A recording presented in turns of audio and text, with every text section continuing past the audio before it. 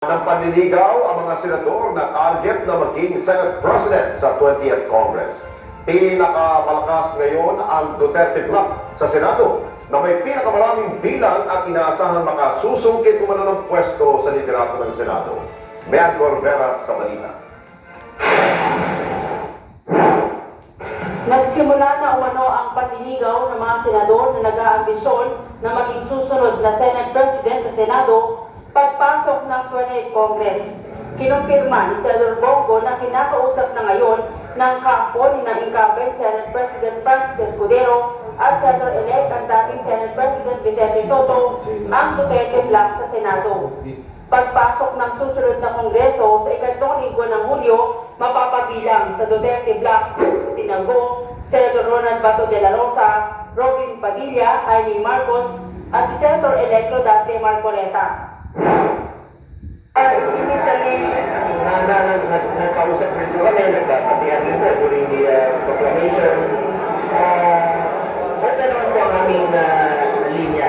Dahil magkasama po kami ng mga nakarang Congress.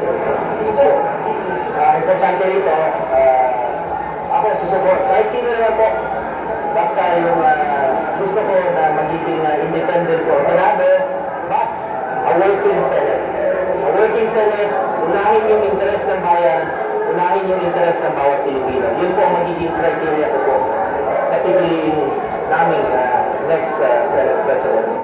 Bukod kina Escudero at Soto, may iba pa niyang kumakausap sa Duterte Bloc pero tumanggi siyang pangalanan. Pag-amin ni Go kung hindi sila makumbinse, posibleng manggaling rin sa kanilang grupo ang lalaban sa Senate presidency race. Sa lahat naman tayo may karapatan.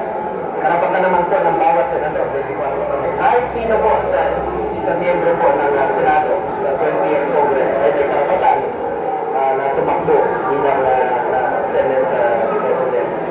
So it's open po yan lahat. Bakit kami we will vote as a bloc? Isa po ang aming suportahan at kaisa po kami. Yun po ang kasalukuyan namin pinag-uusapan.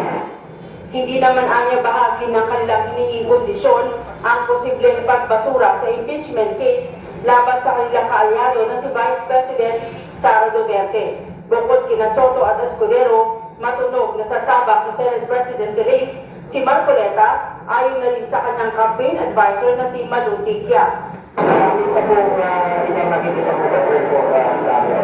We are open sa lahat po ng mag-usap. Basta ang criteria namin, unahin yung